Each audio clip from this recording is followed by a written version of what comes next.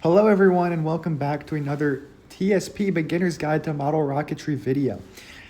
Alright, so this is our third episode, part 3 in the series. We've gotten some design improvements. But anyways, this part is how do multi-stage model rockets work? And pictured here is the Estes Epic 2, a very simple and nice two-stage model rocket.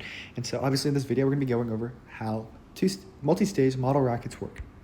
So yeah, multi-stage rockets, they're awesome. I mean, it's really iconic part of space flight, like watching just each stage come down and the next one go off. It's really cool. And so can you make multi-stage model rockets? Absolutely. And it's surprisingly simple. And so in this video, I'll teach you how they work, and soon you can be making them on your own in no time. Okay, so the first method is direct staging. And this is the most common form at low power rocketry. And the pros here is it's super easy and super simple. The con though, is that it only works with black powder motors.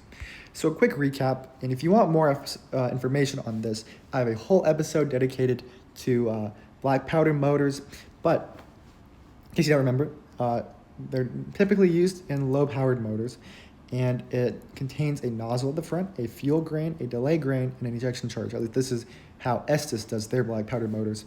The nozzle obviously directs the propellant. The fuel is what actually burns to create the propellant that propels the rocket, and then the delay grain is a much slower burning sort of fuel, and it doesn't create any like propulsion, so it just kind of allows the rocket to slow down and coast up until eventually it reaches the ejection charge, which then is like looser black powder that actually goes off, and that's what pushes the nose cone off the model rocket and pushes out the parachute.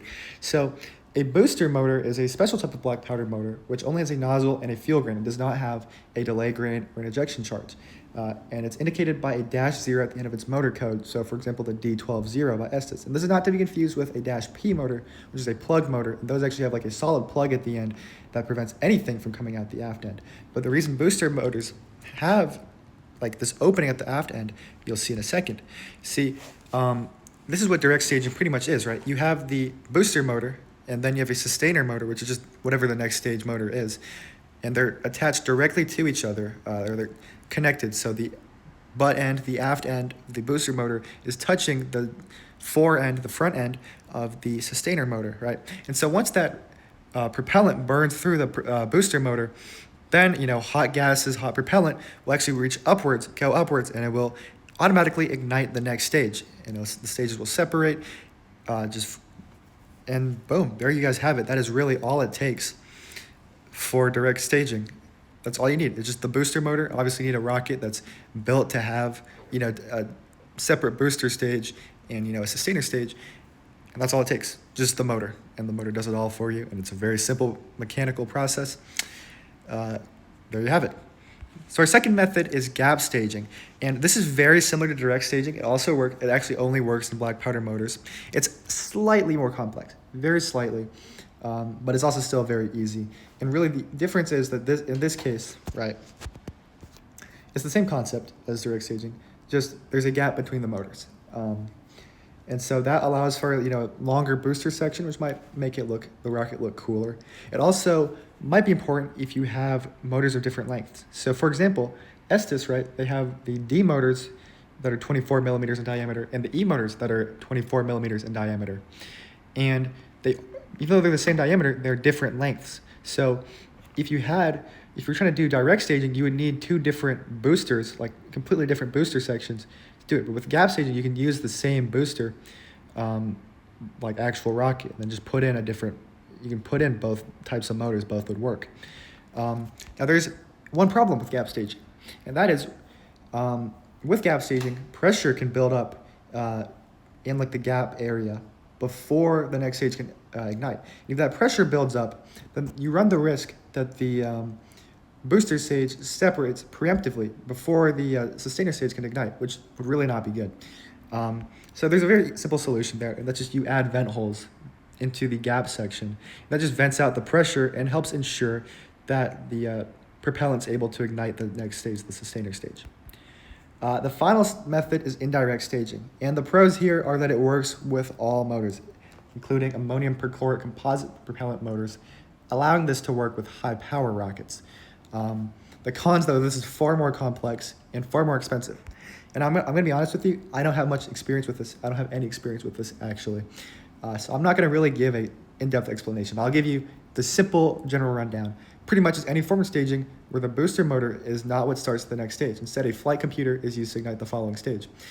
So usually these flight computers will have like an altimeter in them, a barometric pressure sensor, and that will detect altitude. You'll either program it to be a certain altitude, or like that's usually what you'll do for indirect staging, is you'll program in a set time or a set altitude for the rocket to go, and then it will send an electrical pulse through an E-match, which would go into the second stage motor and ignite that motor.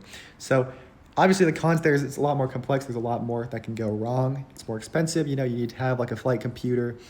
You need to make sure the E-match can work. You have a way to separate the motors or the two booster sections. So there's a lot that can go wrong, or not necessarily go wrong, but a lot more complexity to it. But of course, otherwise, like direct staging, gap staging only works with black powder motors, and black powder motors only go up to F at the very highest, and those Fs aren't like super widely used even.